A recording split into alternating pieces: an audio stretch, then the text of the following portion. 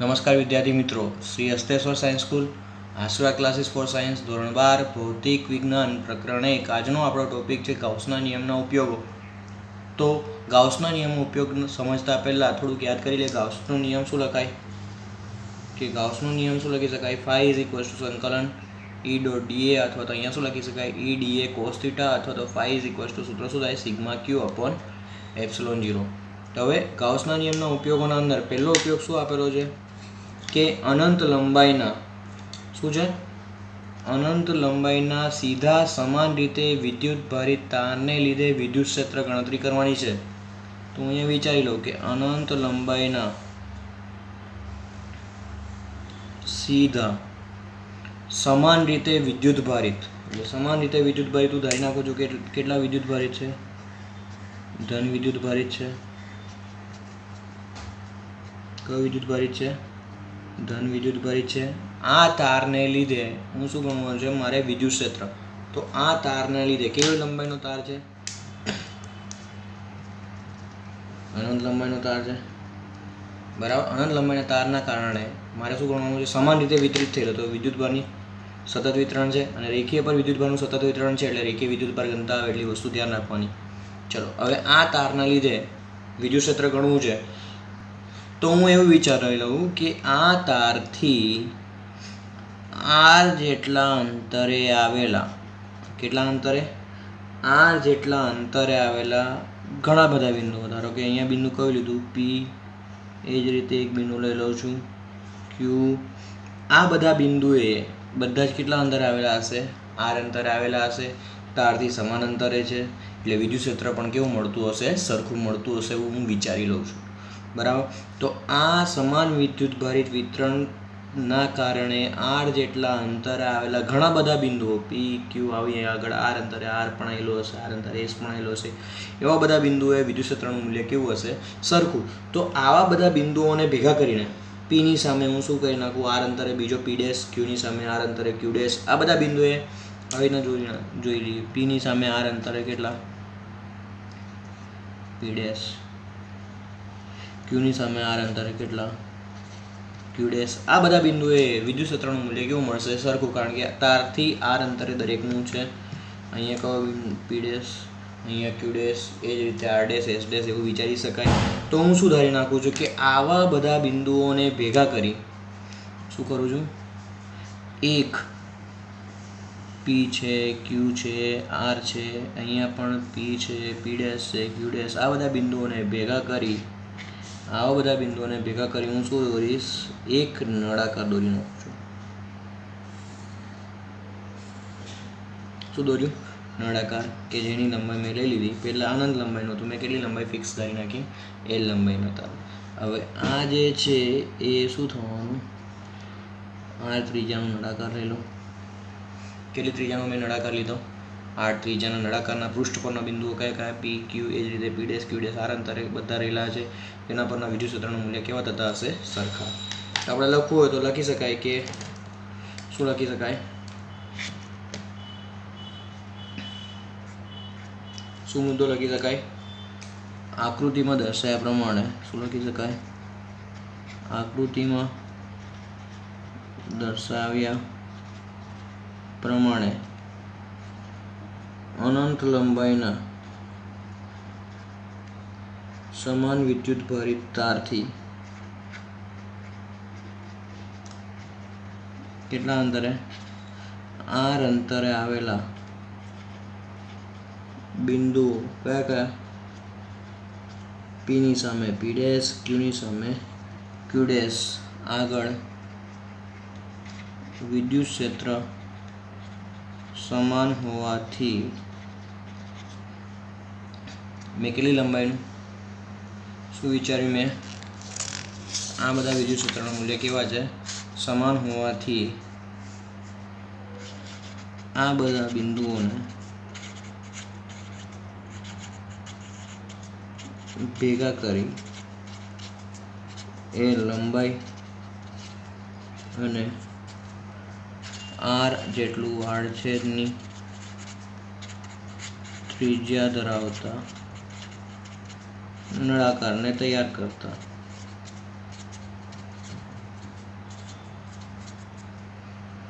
બરાબર. તો એલ લંબાઈ કેટલી લંબાઈ? એલ લંબાઈ આર જેટલા આડછેદનું ક્ષેત્રફળ ધરાવતા, તો આર જેટલા આડછેદની ત્રિજ્યા ધરાવતા એક નળાકારને તૈયાર કર્યો.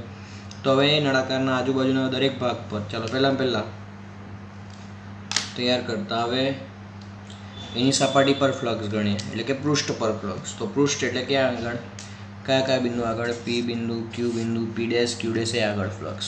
તો હવે એક વસ્તુ કમ્પ્લીટ છે કે ધન વિદ્યુત ભાર છે એટલે વિદ્યુત ક્ષેત્ર કઈ દિશા તરફ જતું હશે? બહારની દિશા તરફ. અને આનું ક્ષેત્રફળનો સદિશ આને લંબરૂપે હોય એટલે ક્ષેત્રફળનો સદિશ કેટલો? ડીએ. જો અહીંયા સપાટી પર ઈ ક્ષેત્રફળ, ડીએ પૃષ્ઠ એટલે કે ક્ષેત્રફળનો સદિશ, એને સપાટીને કેવો હોય?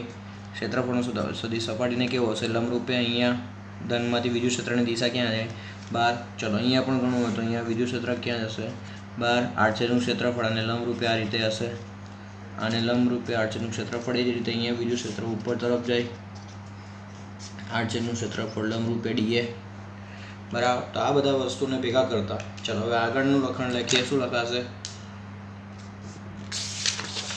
કે આકૃતિમાં દર્શાવ્યા પ્રમાણે શું આવશે? આકૃતિમાં દર્શાવ્યા પ્રમાણે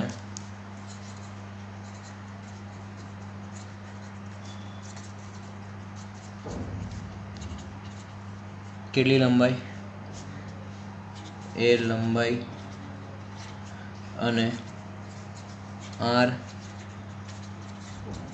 આડછેદની ત્રિજ્યા ધરાવતા નળાકારના પૃષ્ઠ સાથે સંકળાયેલ ફ્લક્સ. ચાલો નળાકારના પૃષ્ઠ એટલે સપાટી સાથે સંકળાયેલ ફ્લક્સ. તો આ રીતે નળાકાર બન્યો. તો અહીંયા ફ્લક્સ એટલે અહીંયા જુઓ, અહીંયા લખ્યું હતું મેં અહીંયા ઈ અને અહીંયા લખ્યું હતું ડીએ. તો આ સપાટી સાથે સંકળાયેલ ફ્લક્સ ગણવું હોય તો ફ્લક્સનું સૂત્ર શું લખી શકાય? ફ્લક્સ ફાઈ બરાબર ફ્લક્સ ગાઉસનો નિયમ શું લખાય? સંકલન ઈ ડીએ કોસ થીટા. ઈ અને ડીએ પરસ્પર કેવા છે? સમાંતર. તો ફ્લક્સનું સૂત્ર શું થશે? સંકલન, અને હું φ1 કહી દઉં, ઈ ડીએ કોસ થીટા 0, કારણ કે ઈ સમાંતર શું છે? ડીએ. આ દરેક બિંદુએ પી ક્યુ આર જેવા દરેક બિંદુએ વિદ્યુત ક્ષેત્રનું મૂલ્ય સમાન હોય, અચળ. સંકલન ડીએ કોસ 0 1. તો φ1 બરાબર ઈ સંકલન ડીએ એટલે નળાકારનું ક્ષેત્રફળ કેટલું થાય? 2πr/l. અને હું સમીકરણ 1 કહી દઉં. એ જ રીતે હવે આડછેદના બરાબર. હવે એવી જ રીતે આડછેદના અલગ અલગ બિંદુએ બરાબર. એવી જ રીતે ક્યાં આગળ ગણીએ? આડછેદના અલગ અલગ બિંદુએ ગણતરી કરવી હોય તો હવે ક્યાં આગળ? આડછેદ પાસે ફ્લક્સ. તો આડછેદ એટલે આ રીતે થાય. ફરી પાછાની આ જ આકૃતિ. અહીંયા તમને ખ્યાલ છે અહીંયા શું જાય છે? ઈ અહીંયા ડીએ. એ જ રીતે અહીંયા ઈ, અહીંયા ડીએ. તો અહીંયા આડછેદ પાસે અહીંયા કેટલો ખૂણો હતો? 0. અહીંયા કેટલા ખૂણો હતો? 90 હશે. તો અહીંયા 90 ખૂણો છે એટલે ફરી પાછું ફ્લક્સનું સૂત્ર શું થઈ જશે?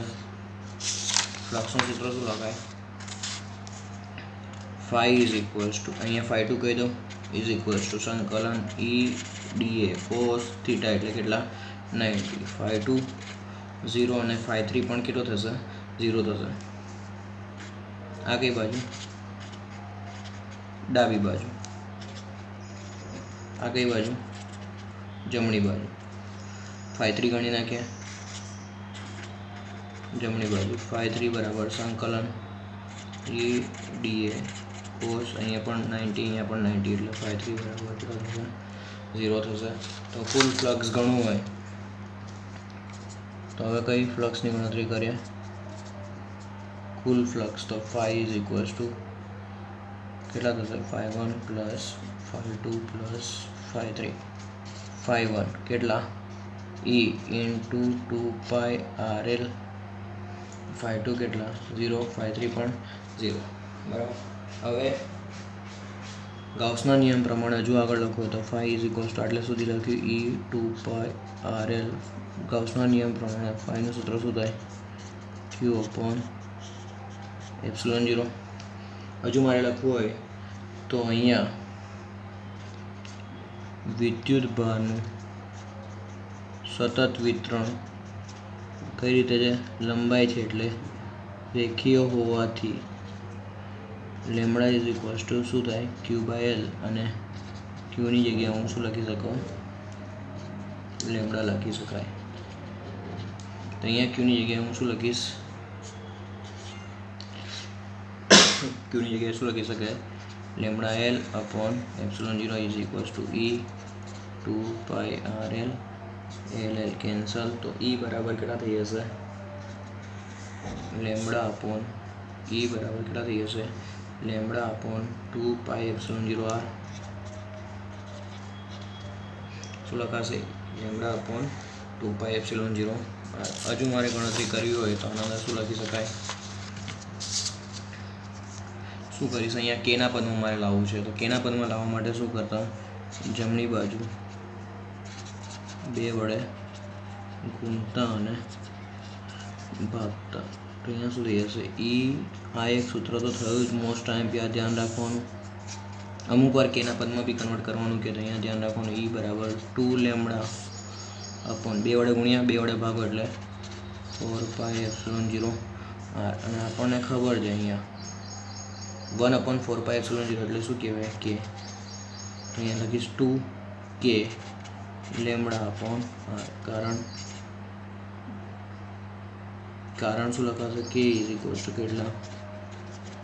1/4πε0 થાય. એટલે આ ઈનું સૂત્ર શું મળ્યું? બીજું 2k લેમડા અપોન r. અથવા તો અનંત લંબાઈના કારણે ગણો તો લેમડા અપોન 2πε0r અથવા તો 2k lambda upon r. Okay, જો ફરીથી એકવાર રિપીટ કરી લઈએ. ગૌસના નિયમનો પહેલો ઉપયોગ. તો અનંત લંબાઈના સીધા સમાન રીતે વિદ્યુત ભારિત તાર. તો અનંત લંબાઈનો તાર સીધા સમાન રીતે એટલે ધન વિદ્યુત ભારિત તારના કારણે શું ગણવાનું છે? વિદ્યુત ક્ષેત્ર. તો પહેલાં કેટલા અહીંયા તાર દોર્યો તો r ત્રિજ્યાના અંતરે P, P', Q, Q' અંતરે સમાન વિદ્યુત ક્ષેત્ર હોવાથી શું ગણીશ? ત્યાં ફ્લક્સ. તો એ ફ્લક્સ ગણવા માટે નળાકાર ગણી નાખ્યું. કેટલી લંબાઈનું નળાકાર લઈ લીધું? એ લંબાઈ r છેદની ત્રિજ્યા ધરાવતું નળાકાર લઈ લીધું. જેના પૃષ્ઠ સાથે સંકળાયેલ ફ્લક્સ ગણી. પહેલાં તો પૃષ્ઠ સાથે સંકળાયેલ તો ધન વિદ્યુત ભાર છે તો વિદ્યુત ક્ષેત્ર એમ જશે ધનથી બહાર નીકળે. સપાટીનું વિદ્યુત ક્ષેત્ર હંમેશા સપાટીને કેવું હોય અથવા તો પૃષ્ઠને કેવું હોય? લંબરૂપે હોય. એ જ રીતે આડછેદ બાજુ ગણો તો વિદ્યુત ક્ષેત્ર તો ઉપર જવાનું ધનના કારણે. અને આ આડછેદનું ક્ષેત્રફળ એટલે લંબરૂપે આમ હોય. આ આડછેદનું ક્ષેત્રફળ એટલે લંબ. આનું અને આનું ફ્લક્સ શૂન્ય થઈ જશે કારણ કે લંબ છે એટલે EDA cos 90. EDA cos 90. તો સપાટી પર કઈ રીતે ગણાશે? EDA cos 0 બરાબર.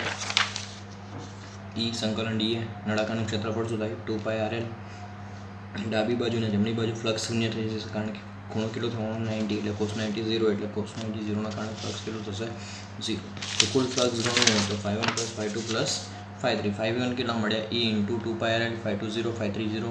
નું સૂત્ર બીજું ગૌસનો નિયમ પ્રમાણે Q/ε0 અને Qની જગ્યાએ લેમડા × L મૂકી દો. તો એનું સૂત્ર શું મળ્યું? Lambda upon 2πε0 × r. તમારી બુકમાં આપેલું હશે પણ હજુ આગળ આપણે લખવું હોય તો કેના પદમાં લખવું હોય તો 2 વડે ગુણતા 2 વડે ભાગતા. તો 2 લેમડા અપોન 4πε0r થાય. પણ 1/4πε0 એટલે k લેમડા અપોન r. એ શેનું સૂત્ર થશે? અનંત લંબાઈના તારના કારણે ઉદ્ભવતું વિદ્યુત ક્ષેત્રનું સૂત્ર થશે. Okay, thank you. હવે આગળ વધીએ. તો આગળ આપણે વાત કરી હતી ગાઉસના નિયમનો પહેલો ઉપયોગ રેખીય વિદ્યુત ભાર ઘનતા પર હતો. આ ધ્યાન રાખવાનું. ગાઉસના નિયમનો બીજો ઉપયોગ અનંત સમતલ એટલે કોના પર આધારિત થશે? પૃષ્ઠ વિદ્યુત ભાર ઘનતા. તો પૃષ્ઠ વિદ્યુત ભાર ઘનતાનું સૂત્ર શું છે? Sigma is equals two Q/A. તો Q is equals to sigma × A થશે. ક્લિયર? ચલો હવે આના અંદર આ જ રીતના આકૃતિ દોરશું. કઈ રીતે? તો આકૃતિમાં દર્શાવ્યા પ્રમાણે આપણે આકૃતિ દોરતા ક્યાં આ રીતે હું ધ્યાન નાખું છું. આકૃતિ બરાબર. હવે આના અંદર આપણે પૃષ્ઠ લેવું પડશે સમાન વિદ્યુત ભારિત. તો હું પૃષ્ઠ લઈ લઉં છું.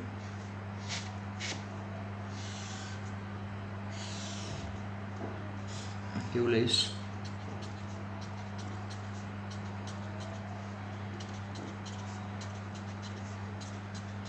આ રીતે પૃષ્ઠ મૂકેલું છે, આમ ઊભું, બરાબર. તો આનામાંથી ધન એ રીતે, બરાબર, ઊભું મૂકેલું છે. તો આકૃતિમાં દર્શાવ્યા પ્રમાણે શું છે? આકૃતિમાં દર્શાવ્યા પ્રમાણે અનંત વિસ્તારના, કેવું વિસ્તારમાં છે? આમ ઊભું. અનંત વિસ્તારના સિગ્મા જેટલી, હમણાં આગળ વાત કરી, સમતલ એટલે સિગ્મા જેટલી શું છે? સમાન પણ કઈ ઘનતા? પૃષ્ઠ વિદ્યુતભાર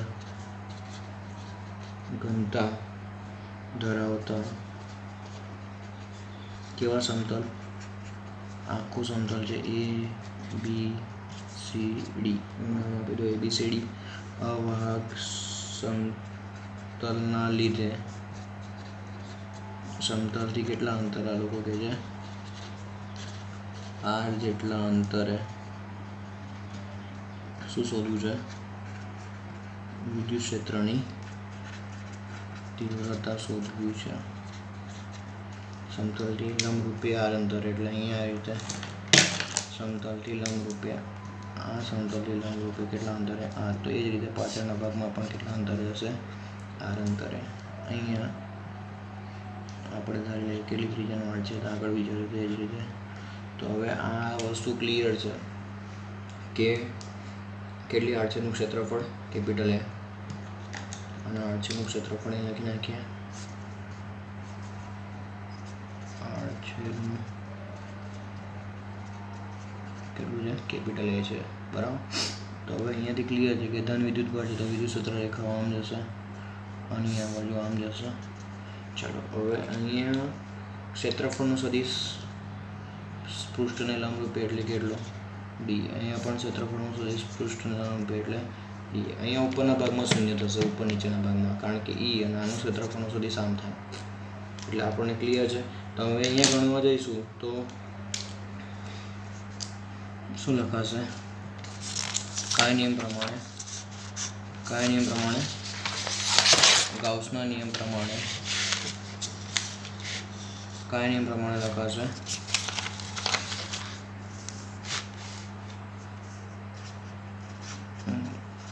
ગાઉસના નિયમ પ્રમાણે શું થશે? સપાટી પર તો શૂન્ય થઈ જશે, તો ડાબી બાજુ ફ્લક્સ, તો φ1 કહી દઈએ, સંકલન E dA cos, અહીંયા શું છે? E અને dA સમાંતર છે એટલે cos 0, તો φ1 બરાબર શું થઈ જશે? E સંકલન dA cos 0 1, તો φ1 બરાબર E સંકલન dA, તો φ1 બરાબર E, અને આડછેદનું ક્ષેત્રફળ તમને કીધું છે કેટલું લેવાનું? A. એ જ રીતે હવે જમણી બાજુ, કઈ બાજુ મળે? જમણી બાજુ ફ્લક્સ. તો એ જ રીતે અહીંયા જમણી બાજુ આપણે વાત કરી હતી, તો φ ફરી બાજુ E dA cos 0 થવાના, E અચળ, સંકલન dA cos 0, તો φ2 બરાબર E સંકલન dA એટલે A cos 0 1 થઈ જશે, અને સપાટી આગળ તો φ3 બરાબર સંકલન E dA cos કેટલા થવાના? 90, એટલે φ3 કેટલા થઈ જવાના? 0. તો કુલ ફ્લક્સ ગણવા જઈએ તો કુલ ફ્લક્સ કઈ રીતે ગણાશે? φ1 + φ2 + φ3. φ1 કેટલા? EA. φ2 કેટલા? EA. φ3 કેટલા? 0. તો φ બરાબર કેટલા થઈ જશે? 2EA. ફાઈનું સૂત્ર શું થાય? Q/ε0 = 2A. ક્યુની જગ્યાએ આગળ વાત કરી હતી સિગ્મા n2A = એ કેન્સલ, તો E કેટલો થઈ જશે? σ/2ε0, એટલે આ સૂત્ર તમારે ધ્યાન રાખવાનું. એક E કેટલા થઈ જશે? σ/2ε0. ફરીથી સમજો. φ1 એટલે અહીંયા ફ્લક્સ કેવું? તો D અને E સમાંતર એટલે cos 0. અહીંયા ફ્લક્સ કેવું? E અને DA સમાંતર એટલે cos 0, અને અહીંયા 0 એટલે EA + EA એટલે કેટલા થઈ જશે? 2EA. ફાઈનું સૂત્ર ગાઉસના નિયમ પ્રમાણે Q/ε0, Qની જગ્યાએ σ × A, કારણ કે ખબર છે સિગ્મા ઇઝ ઇક્વલ્સ ટુ કેટલા થાય ક્યુ અપોન એ. સિગ્મા બરાબર કેટલા થાય ક્યુ ઇન્ટુ એ, તો ક્યુ બરાબર શું થઈ જશે સિગ્મા ઇન્ટુ એ. ક્યુ બરાબર sigma into A cancel. E is equals to sigma upon 2ε0 થઈ જશે, કે જે આપણે અનંત લંબાઈના સમતલના કારણે ઉદ્ભવતું વિદ્યુત ક્ષેત્ર છે. Thank you.